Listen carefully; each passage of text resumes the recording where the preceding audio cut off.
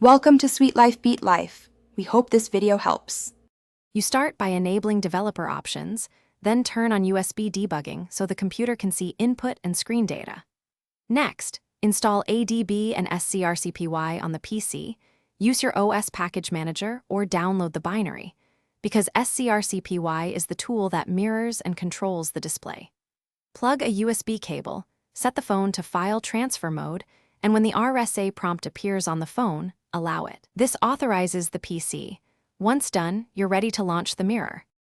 With the phone authorized, run a DB devices in a terminal to confirm a single entry marked device. If it shows unauthorized, reallow the RSA prompt on the phone. Then launch SCRCPY from the same terminal. Simple SCRCPY starts the mirror, or add flags like max size 1024 or bitrate 2M to lower bandwidth.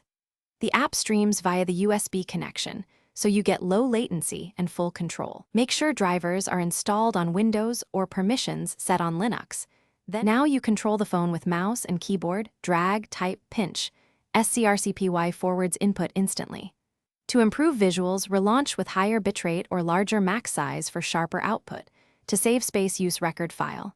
MP4. If you need full screen, press Ctrl+F. To copy-paste, use Ctrl+C and Ctrl+V. If the screen stays black or SCRCPY reports no device, recheck the USB mode. Reinstall device drivers and revoke plus reauthorize USB debugging on the phone. That's